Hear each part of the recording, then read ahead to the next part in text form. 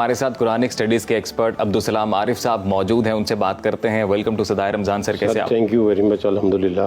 عبدالسلام صاحب، اللہ نور السماوات والارض کا فلسفہ آج ہم آپ سے جانتے ہیں۔ جی، بسم اللہ الرحمن الرحیم، اللہم صلی علی سیدنا محمد وعلی آلہ وصحبہ وبارک وسلم۔ یہ سورہ نور کی آیت نمبر 35 ہے جو ابھی آپ نے پڑھی ہے جی، جس میں، اور یہ بڑی دلچسپ آیت بھی ہے اور مشکل ترین آیت بھی ہے، اچھا، جس میں اللہ کہتے ہیں کہ اللہ نور السماوات کا عرض ہے، اور اس نور کی مثال، تمثیل کا لفظ قرآن یوز کرتا ہے۔ اس نور کی مثال اس طرح ہے کہ ایک طاق ہے، طاق کے اوپر ایک چراغ ہے، چراغ کے اوپر ایک شیشہ ہے، جی، اور شیشہ جو ہے وہ روشن ستارے کی جانب ہے، جی جی، کی طرح ہے، اور اس میں ایک مبارک درخت کا تیل جل رہا ہے، جی جی جی، اور وہ اتنا چمکدار ہے کہ قریب ہے کہ وہ بغیر آگ دکھائے ہی روشن ہو جائے۔ سبحان اللہ، اور پھر آگے اللہ کہتا ہے کہ اللہ جسے چاہتا ہے اپنے نور سے ہدایت دیتا ہے۔ واہ واہ، اب اس کو جب ہم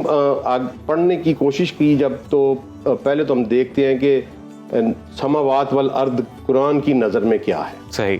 تو قرآن نے پہلے آیت نمبر سورہ طلاق کی آخری آیت پہ ہے جس میں اللہ نے کہا کہ میں نے 7 زمین اور 7 آسمان بنائے، میننگ دیر بھائی کہ 7 کائناتیں اللہ نے بنائی، اور اللہ نے کہا کہ ان سب کے اوپر میرا حکم اترتا ہے۔ ملٹی یونیورس کنسیپٹ ہے قرآن کی نظر۔ صحیح صحیح۔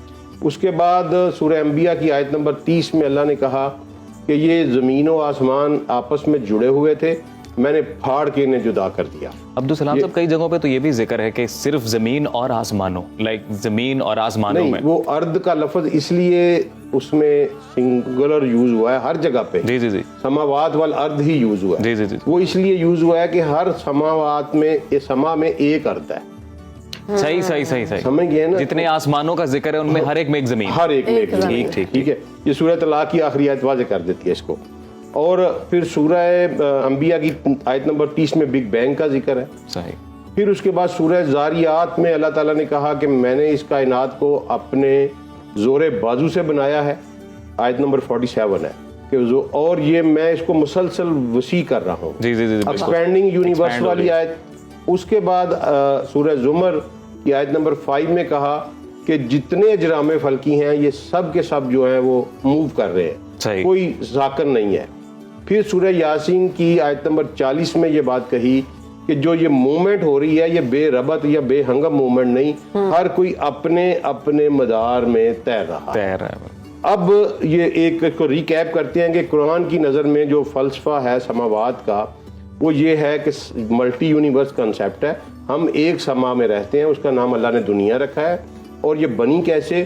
یہ بگ بینگ کے ذریعے ایک بہت بڑا دھماکہ ہوا اور اس سے یہ وجود میں آئی، اور اس کے بعد اللہ تعالیٰ اس کو مسلسل پھیلائے جا رہے ہیں، اور اس کی ہر چیز گردش کر رہی ہے، اور ایک ربط میں ایک اپنے اپنے پرٹیکولر سرکولر کے اندر یہ جو ہے نا یہ حرکت ہو رہی ہے۔ بالکل ٹھیک۔ یہ تو کنسیپٹ ہو گیا جو اللہ نے قرآن میں دیا ہے، سمری میں نے آپ کو بتا دی کہ سماوات کا کنسیپٹ یہ ہے، ٹھیک ہو گیا، اور ہم ایک سما میں رہتے ہیں۔ یہ جو کچھ ہم دیکھ رہے ہیں ابھی تک، جتنی بھی یونیورس ایکسپلور کی ہے ہم نے ہبل سے یا اس سے ایڈوانس ٹیکنالوجی سے بھی، تو وہ صرف اور صرف ہم ایک سما کی بات کر رہے ہیں، اور ساتھ ہیں، اور ساتھ ہے، اس سے آگے وہاں تک تو ہماری ابھی تک رسائی نہیں ہوئی۔ میں آپ کو بتاؤں گا کہ قرآن کتنا آگے ہے اور سائنس کتنی پیچھے ہے۔ اب ہم بات کرتے ہیں نور کی۔ 2 چیزیں ہیں اس آیت میں کہ ایک نور ہے، ایک سماوات، اللہ نور السماوات والارض، ٹھیک ہے جی۔ اب نور کا مطلب جو عام میننگ ہے وہ روشنی ہے، اور روشنی انرجی کی ایک قسم ہے، جی جی، جیسے ٹائپ آف انرجی، بالکل۔ اب جب سائنسدان اس کے اوپر کام کر رہے تھے تو آئنسٹائن نے اس کو ایکسپلور کیا کہ یہ دنیا جو ہے یہ ایکسپینڈ کر رہی ہے، اور اس میں اس نے کہا جی کہ کوئی ایک ایسی سیکرٹ انرجی ہے، اتنی پاورفل انرجی ہے، اس نے کہا کہ جس کو میں ڈیفائن ہی نہیں کر سکتا۔ صحیح۔ تو اس نے اس کا نام کاسمک کانسٹنٹ رکھ دیا، کاسمک کانسٹنٹ۔ اور اس نے کہا جی کہ میں اگرچہ خدا کے وجود کو نہیں مانتا، لیکن میں یہ ضرور مانتا ہوں کہ یہ سب کچھ کسی ایک ڈیزائنر نے بنایا ہے، اور کوئی بڑی ہی اسٹرانگ فورس اس کو کنٹرول کر رہی ہے، اور وہ اس نے نیچر کا نام دیا اور کاسمک کانسٹنٹ کا نام دے دیا۔ اس کے بعد پھر مختلف ریسرچز ہوتی گئیں، تو اب سائنسدانوں نے جب یہ دیکھا کہ یہ یونیورس ایکسپینڈ کر رہی ہے، تو اب ذرا یہ غور کریں آپ کہ سب سے پہلے ان سب کو بنانے کے لیے ایک انرجی چاہیے تھی، جی ٹھیک ہے جی.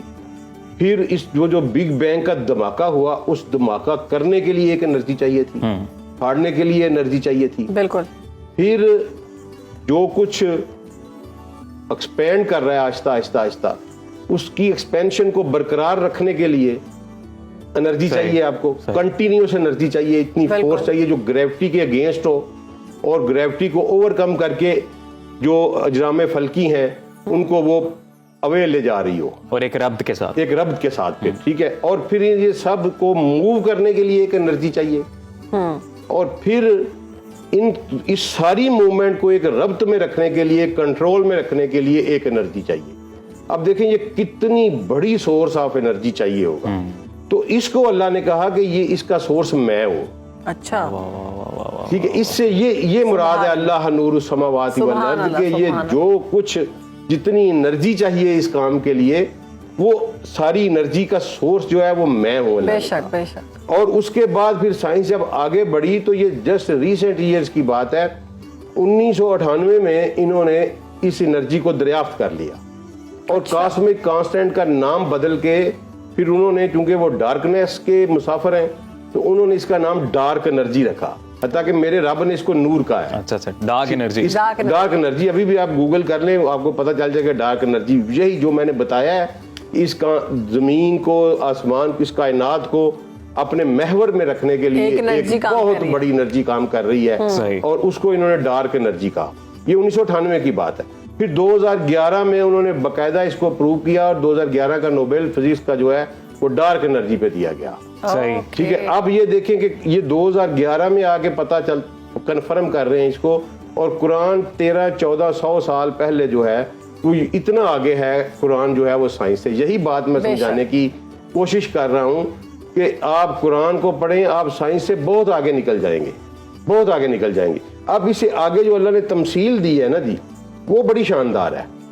اب اس میں اللہ نے یہ سمجھانے کی کوشش کی ہے کہ اگر یہ ساری کی ساری انرجی جو ہے یہ میری ہے، لیکن میں نے اپنی اس انرجی کے اوپر حجابات رکھے ہوئے ہیں، پردے رکھے ہوئے ہیں. پردے رکھے ہوئے جس طرح اللہ نے سمجھایا ہے کہ جس طرح آپ چراغ ایک جلاتے ہیں اور اس کے اوپر آپ شیشہ رکھ دیتے ہیں نا تو ریفریکشن ہوتی ہے، ریفلیکشن نہیں ریفریکشن ہوتی ہے، اور وہ پوری لائٹ باہر نہیں آتی، تھوڑی لائٹ باہر آتی ہے.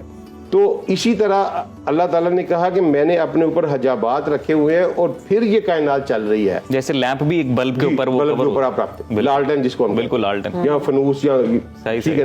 تو اگر وہ اللہ کہتے ہیں میں اپنے حجابات اٹھا دوں نا تو یہ دنیا ساری کی ساری میری انرجی کا برداشت ہی نہیں کر سکتی.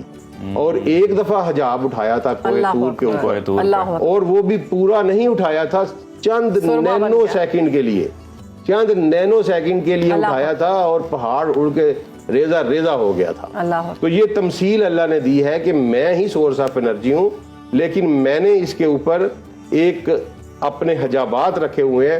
ان حجابات کے ذریعے سے جو لائٹ ہے، جو انرجی ہے وہ باہر آ رہی ہے اور اس سے یہ پوری کائنات جو ہے وہ چل رہی ہے. بے شک. تو اسی کو بنیاد بنا کے میں تو کہتا ہوں کہ انہوں نے یورپینز نے یہ قرآن پڑھا اور پھر اس کے بعد یہ ساری جو ہے نا انہوں نے ریسرچز کی ہیں. اتنا آگے ہے، یقین کریں کہ 1400 سال پہلے جو بات تھی، اور پھر ہمارے ساتھ ہوا یہ کہ ہماری ڈائریکشن چینج کر دی گئی. یہ سب سے بڑا ظلم جو ہوا ہے نا اس قوم کے ساتھ. آج بھی ایک دوست آئے ہوئے تھے اسلام آباد سے، تو آپ کے چینل سے ہی نمبر لیا تھا انہوں نے. اچھا. تو وہ مجھے ملنے ہو تو انہوں نے مجھے سے یہی بات کی کہ جناب یہ ہوا کیا ہمارے ساتھ کہ یہ ڈائریکشن ایک دم سے چینج کر کے اس دین کو مذہب بنا دیا گیا، اور اس کو ایک بحر بے کراں جو تھا اس کو ایک سمندر کا تھا، اس کو ایک چبچا پانی کا چھوٹا سا ٹب بنا دیا گیا. اور اس کے بعد پھر کہا گیا کہ یہ صرف عبادات کرتے جائیں اور آپ تزکیہ نفس کریں اور باقی یہ کچھ نہیں ہے. سمجھنے کی کوشش نہیں کی گی نا، پڑھا ہی نہیں ہے نا جی. آپ اندازہ کریں نا رن صاحب کہ قرآن کا ترجمہ انڈیا میں شاہ ولی اللہ نے پہلا کیا. صحیح. ٹھیک ہے، اور شاہ ولی اللہ جو ہے وہ 1703 میں پیدا ہوئے ہیں. صحیح. ٹھیک ہے. اب اسلام انڈیا میں آیا 712 میں، اور तर्जुमा 18वीं सदी में तर्जुमा हो रहा है। 1000 साल के बाद तर्जुमा हुआ है। अल्लाह अब हम क्योंकि यहाँ के नेटिव लोग रहने वाले हैं, हम जानते हैं कि हमारे देहातों में हमारे बड़े दादी दादा हमने देखे हुए हैं अपने, तो कोई शादो नादर बंदा अरबी जानता था, हाँ जी, तो फिर दीन कैसे समझा गया? ये एक बहुत बड़ा सवाल है। तो फिर इसी तरह समझाया गया। ठीक है ना, कि कोई एक शादो नादर बंदा होता था 15-15 20-20 देहातों में, कोई एक बंदा जो अरबी जानता था, और वो फिर वो जो कह देता था वही दीन चल जाता था। अब्दुल सलाम साहब, ये इंटरप्रिटेशन बड़ी ज़रूरी है। अब कुरान जब हम पढ़ते हैं और उनकी आयत का हर्फ हर्फ जब तर्जमा भी पढ़ते हैं ना, तो तब भी मतलब जिस तरह से भी डिटेल में ये जो कनेक्टिविटी आप बना पा रहे हैं, वो समझने के लिए भी आपके पास एक गाइडेंस तो चाहिए ना। मेरे ख्याल से वो गाइडेंस मिसिंग रही है। सर देखिए, मुहियुद्दीन अरबी ने लिखा है कि कुरान को समझने के लिए कम अज कम 16 उलूम का होना इंसान के पास जरूरी है। सही, कम अज कम। ठीक है जी। और इसमें सबसे ज्यादा एक चीज है कि हम लोग अरबी को, तो हमें अरबी आती नहीं है और हमें दूसरों से लेनी पड़ती है समझ। अब वो किसी ने किसी लफ्ज का कुछ और तर्जुमा किया हुआ है और किसी और ने किसी एक लफ्ज का और तर्जुमा किया हुआ है, तो इसको फिर किस तरह से इंसान समझे? देखें, वो बेस्ट मेथड जो है ना जी, जो मेरे उस्तादों ने मुझे सिखाया था और जिससे मैंने ये सारा सीखा, वो ये है कि कुरान को पहले कुरान से पढ़ना है। ठीक है जी। कुरान आपने 90% मीनिंग कुरान से ही बता देगा। मसलन अल्लाह ताला ने ये एक खूबसूरत प्रैक्टिस की है कि अल्लाह ने कुरान में एक लफ्ज 2 मानियों के लिए इस्तेमाल नहीं किया। अच्छा, सही, ठीक है। तो ये फार्मूला है कि कुरान को आप कुरान से पढ़ें। मैं इसकी एक मिसाल देता हूँ आपको। एक हदीस है कि नजद से शैतान का सींग तुलू होगा, सही, जो आम तर्जमा हमारे चलता है। ठीक है। अब वहाँ लफ्ज है वह बिहा यतलाउ कर्न शैतान, कर्न का लफ्ज है।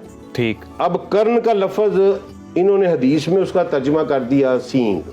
वाकई उसका तर्जमा है सींग, लेकिन कुरान में ये लफ्ज 20 दफा यूज हुआ है और वो सही। डिफरेंट, और वो जमाने के लिए यूज हुआ है। ओके, ठीक है जी। कर्न, कराइन, करनैन, तीनों जो है ना अरबी के सीगे, कर्न सिंगल, करनैन 2 और कराइन प्लूरल, ठीक है। ये तीनों के तीनों 20 दफा कुरान में यूज हुआ है और 20 के 20 दफा ही ये जमाने के लिए यूज हुआ है।